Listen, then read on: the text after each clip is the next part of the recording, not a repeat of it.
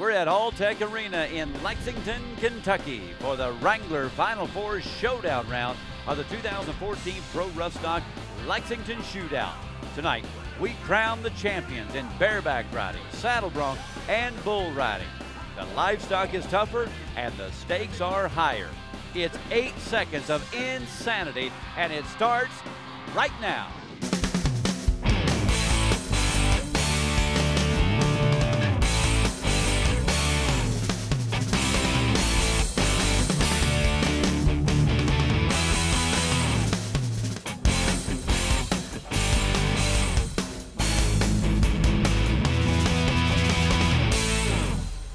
Hi everyone, I'm Justin McKee, and joining me is Hall of Fame bronc rider Monty Hawkeye Henson and PBR finalist and bull riding Spud Whitman. And Spud, as we come to our first Wrangler Final Four round of the season, tell the folks at home how it works. Well, basically it's pretty simple. You take last week's score, the top 4 finishers from last week, they come back for the Wrangler Final Four. They'll all get on another animal. Then you take the combined score from last week and this week, and that's how you determine your champion. All right, add them up. Sounds simple enough, Hawkeye. Well, I don't think it's really that simple, because the stock contractors are going to have their best animals are going to be in this top 4, all 3 events. So I tell you, well, you better bring your A game here if you're going to ride one tonight. All right, you better have your hammer cocked and your powder dry. Let's go to the 4th member of our broadcast team. 2004 bareback world champion Kelly Timberman is back there loading the chutes for us. All right, in the bareback riding today, Eric Wolford just inched above Justin McDaniel, world champion, the bareback riding, coming in the Final Four Wrangler Shootout. And he's got Angel Dust. This horse was phenomenal down in Salina. This horse has been phenomenal all year long. I'm really excited about this matchup. Eric just seems like he is on par when it comes to bareback and the saddle bronc riding. So look for some big scores here, but I'm sure as soon as he nods his head, he's going to be a spurring. All right, Kelly, thank you very much. Take a look at the finalists. Eric Wolford with that slight advantage over Justin McDaniel, Cimarron Gerke, and J.R. Vazane, hoping they can play catch up in the top 2 right there. So let's get to it. It's time for the bareback riding. We're going to start things off with J.R. Vazane of Cali, Wyoming, on Calico Kid from Birch Rodeo Company. Boy, characteristics on this horse, it should go out there about 2-3, really set up, be fun for JR to have everything he needs to be able to gain some ground. As we see coming in there, he's got a little ground to gain. He's 80.5, so he's 4.5 points behind. Horse is kind of long, moving forward. Yeah, he's getting jerked around a little bit. I mean, good spur out and all that, but that horse moving that forward, like you say, it just makes him jerk on him more. Kelly, what did you see? We talked about how important it is to be able to get your feet in front of that horse before the horse's front feet hit the ground. When Jerry was sprinting out across, he was just a little bit delayed and didn't quite get his feet up to his rigging handle. Then when he set him back, he wasn't quite getting above the point of that shoulder. That caused his upper body to get set up. Cost him in the ride 79 points. Okay, 79 points for J.R. Vazane, not what he had hoped for. 159.5 on the 2 combined rides. Now to Cimarron Gerke out of Brighton, Colorado, making the comeback after being out of the sport for 3 years. He's got Jim Dandy of Birch Rodeo Company. He needs a 78.5 to take the lead. Well, he ought to blow that away. Remember this horse with R.C. Landingham at Gillette, just a nice horse. Look at him setting up. Go on, Cimarron, yeah. This makes it look fun enough that I want to get on one myself, and it's not that much fun. Boy, that looked good, though. Good spur out. Rare, good spur out. Here we go. Cimarron starts kicking things loose, dragging it to his rigging. Guys, tell me he ain't having fun right there. Oh, I made it there. Cimarron is making a comeback, a little life in his career, a second life, 85 points. Put that together with his 81.5, and there's his total, 166.5. As we go to Eric Wolford on Angel Dust. He needs an 82 to take the lead. Boy, Eric's got the one right here. You know, he's coming in there, and it's such a close race right here. He had a half point ahead Justin McDaniels, so it determines right here what's going on. The horse is moving forward, turning back on him. You know, the thing about Eric is he really isn't just holding up on anything. He's going to him. Exactly. He doesn't flop off to one side and hang away from his hands to spur one. He lifts on his rigging and keeps it going. Look at this. This horse is not that much fun. Turning back, he's hard to ride, but both feet, look how even they are. Spurred over his neck. Had a little trouble there, but man, oh man, it looked good. And how tough is he? No vest, no neck roll, nothing. I mean, he is old school to the core. 84 points, 84 for Wolford and now he'll total 169 with the reigning champ. Here's Justin McDaniel. He needs to be 85.5. Can he do it on Cocktail Slipper? Yeah, this horse you can definitely do it on. The horse is strong. Normally circle around to the left. Kind of have a little drop to him. Oh, the horse is going to stall here. Oh, here we go. Now we kicked her loose. Look at this. Come on, Justin. Keep your chin down. Keep gassing it. That's a hard horse to ride. And right there, that is a handful of horsepower, Hawkeye. Yes, it is. And now look how good he handled it. I want you to notice something when that horse stalled in the chute, then turned out he waited and spurred him out to set that ride up. Now we got Kelly Timmerman back there. The difficult level from that horse compared to Cimarron was a lot. This horse had a lot of moves with Sunfish and kicking out to the side. Justin stayed aggressive and just hustled all the way to the win. Needed an 85.5, and he got an 86, 170.5. He's the champion. So here are the final results from Lexington. You'll see Justin McDaniel edging Eric Wolford. Cimarron Gerke with a great performance comes in third. J.R. Bazane rounds out the top four. Now let's go to Kelly Timberman, who's with McDaniel. All right, we got our world champ, Justin McDaniels, on the bareback riding. Just won the Lexington Shootout. Cocktail Slipper, rank horse, hard to track. How'd it feel? Pretty bucky. She had a few different moves right there. My rigging was kind of going side to side when she was coming around there, and she was kind of empty feeling. But and then she would hit me in the back of the head, and I really had to hustle to get by that one. Congratulations to Justin McDaniel. And coming up, can veteran Super Dave Samsel show the youngsters how it's done? He's never won a PRS buckle, but he's riding a wave of momentum into tonight's Final Four round. Welcome back to All-Tech Arena at the Kentucky Horse Park here in Lexington. It's time for bull riding, and here's the matchup. Spud? Well, I'd have to go with John Jacobs on where's the whiskey of KRC Bucking Bulls. This bull has his trip. I think John Jacobs got a pretty good shot of taking over Toby Stover there with that 85 and getting things done that way. So Win First Ratliff will be our first bull rider in the Wrangler Final Four round. He's on a bull called Taz. Louisiana bull rider on Louisiana bull. This should be good. I don't know if he's ever been on him. I don't know how many bulls he gets on in a year, but the guy rides good. He should start it. Nice bull, turns back. Hey, everything's kicking loose good. This is going for it. Yeah. All right. Oh, man. Oh, man. Well, you know what, guys? He comes down early, but after that wreck in the bareback riding in Tulsa last year, I'm just glad he's able to compete again, let alone in two events. Well, the thing I liked about it, you know, he got up smiling. He's having fun right here. This bull's coming around there and got some gas to him. He kind of got excited, just kind of moved over a little too far, blew that outside foot down, and there he went. But look at the effort. Look what he has going for him. That guy needs to enter more bull riders. He sure does. I tell you what, I like his free arm movement and everything, you know. All right, so it's a no score. Our first man goes down, and now to Toby Stover out of Pennsylvania. This is the one you like, the bull called Hijack is what he'll try to ride. You know, the thing I like about Toby Stover is he needs to relax, stick to the basics. That's just what Kelly Timmerman told him to do on that first ride, and he did it. Boy, that bull just flat drifted him in there. He sure did. He was trying to get out of there, and he couldn't find his way out once he got in, could he? Look at the moves he's making, though. You know, he's keeping that free arm bent. He's paying attention. He's trying. That guy's putting the effort out. If he keeps that up, he could keep moving forward and take a run at something. I guarantee you this guy's got it if he'll kick loose and stick to the basics. The bull didn't have any kick, didn't help him at all. Just flat as all get out, you know. Just a hard one to get there on. So the one score, we'll see if that'll be good for anything. Let's go now to John Jacobs. Here's another guy you like on Where's the Whiskey? Well, watch John. He'll float around on one. He'll slide up here, nod his head. Kind of got, look at that, bend his knees. Oh, boy. Where's the Whiskey is having a day off. Well, look out. Look how big he is. He looks like he's been at the feed trough all day. Rough. That's the one. That's the bull I want when none of them have rode. Let me have that one. Good Not night. me, because you imagine if you fell off of him, everybody'd make fun of him. Oh, they sure would. We just had a bad off day, I tell you. Real bad They ought to call him Porky. Mercy sakes, he hadn't missed a meal. Matter of fact, I think he's been eating everybody else's meals.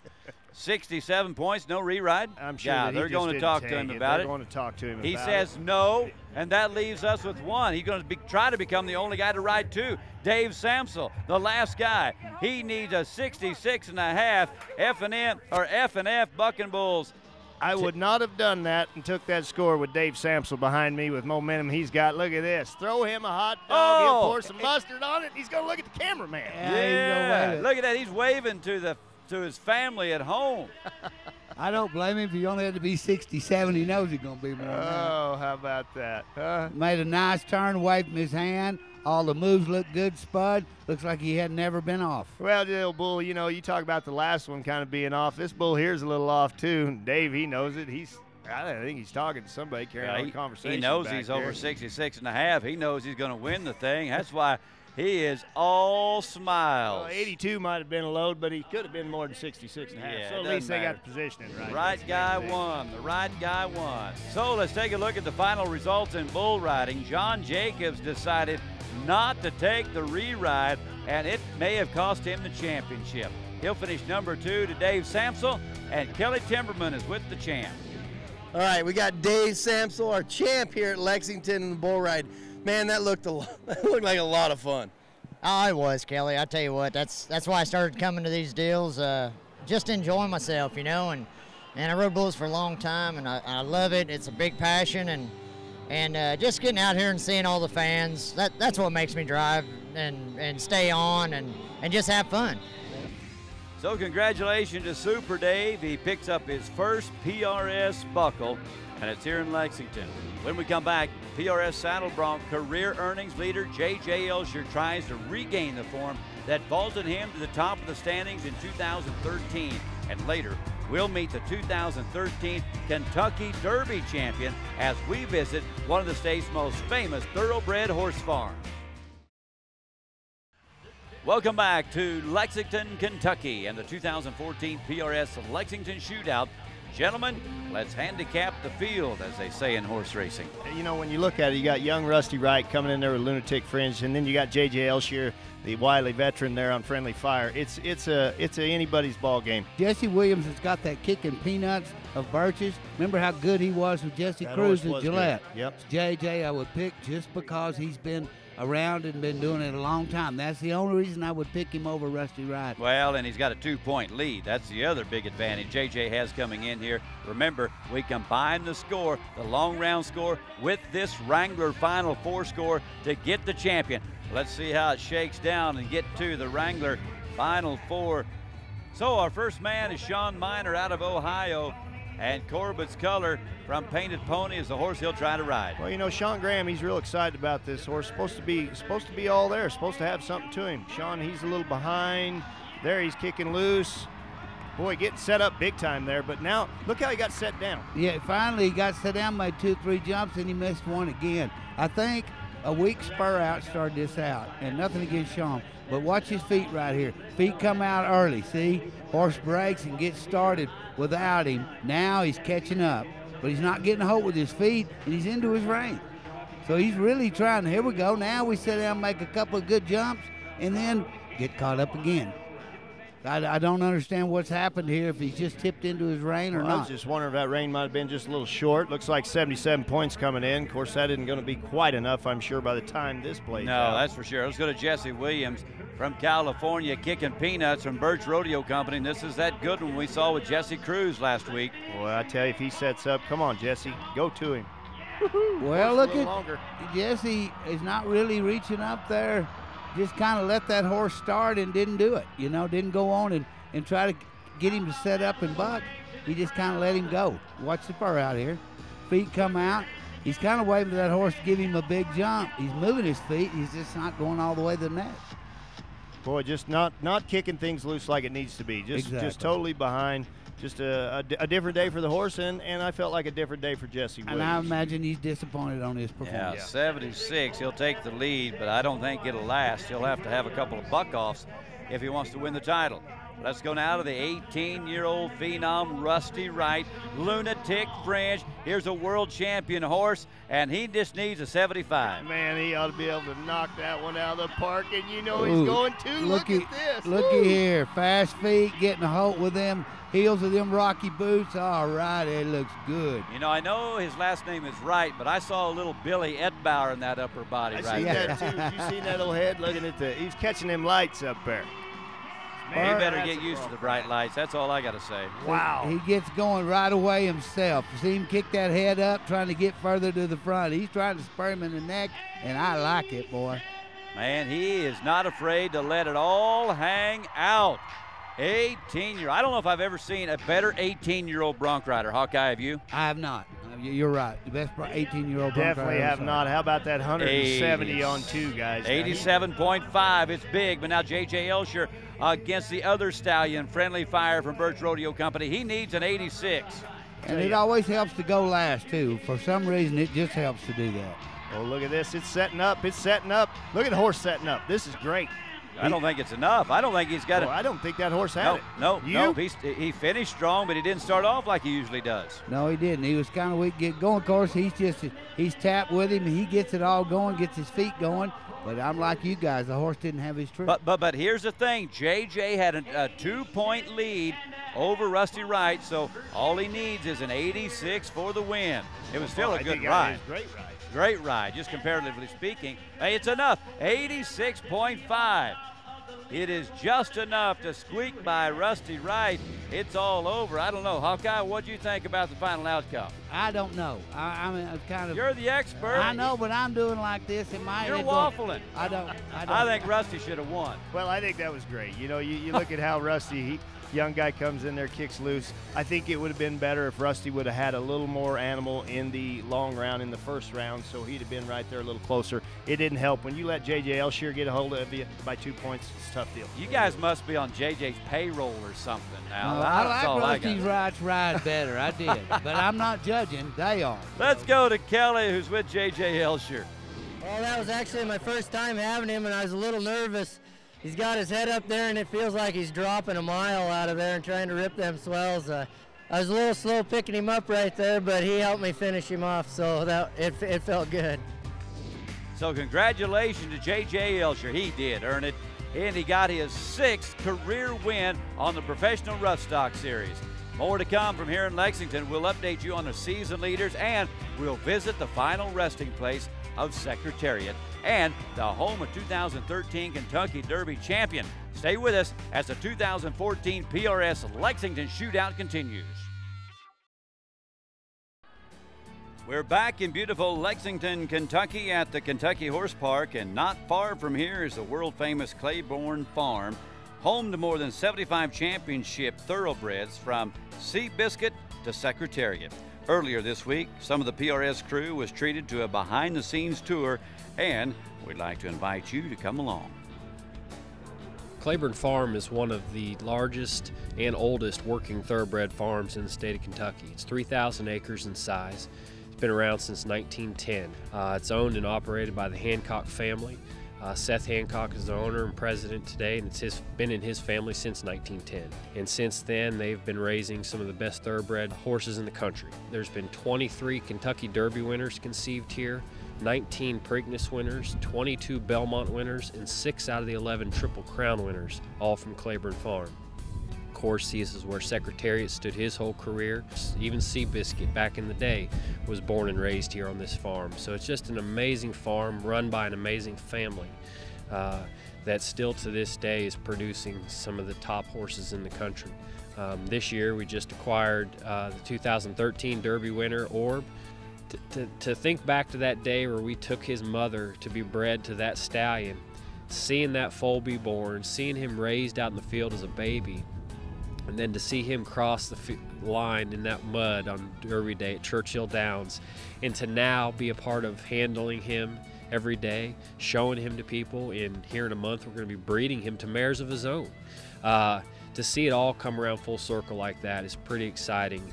You know, they take chances on horses, and Mr. Hancock believes in horses, and you know, not every horse is going to make a champion, not every horse is going to make a champion sire. So you just basically have to go out and do your job, treat every single stallion like he's a future Hall of Famer, and just hope for the best. And what a beautiful place that was to visit. Hope you enjoy taking a look inside Kentucky horse racing. Well, here's our season leaders after Lexington in bareback riding. Justin McDaniels has done it again. He has won his 2nd event, and he is back on top of the year-end points. And in bull riding, we have a new #1 man. Young John Jacobs is ahead of Dave Samsel. McKenna Wimberly gains a baby but loses some points here on tour. And in the saddle bronc riding, back on top again, J.J. Elsher, who had an incredible regular season in 2013, has got things going his way in 2014 ahead of Jesse Williams and young Rusty Wright. Our Kershaw cutting-edge performance highlight of the night. Hawkeye, who do you like? That's J-Mac, Justin McDaniel on Cocktail Slipper of Birch Rodeo. Man, what a ride. What a horse. What a cowboy right there, taking some punishment, and he never weakens. There's nothing like the best ride, and there's nothing like a Kershaw. And our John Deere Big Buck of the night, which goes to our top performing animal. Who do you like, Spud? Well, no doubt. Every time I look at this, I keep thinking this should have been 90 points. Lunatic Fringe and Rusty Wright, that is off the charts. That's cool. That's the way it should be. What a beautiful ride. I'm like you. I like it better every time I watch it. Every time I see it. What a stallion. Rusty Wright putting on a show. Thank you, Hawkeye. And our Big Buck of the night is sponsored by John Deere. Nothing runs like a deer. Next week, we move to Rapid City, South Dakota, and the cradle of Saddle Bronc Country for the 2014 President's Cup right here on RFD TV. Kelly Timberman, Hawkeye Henson, Spud Whitman, I'm Justin McKee. See you next time.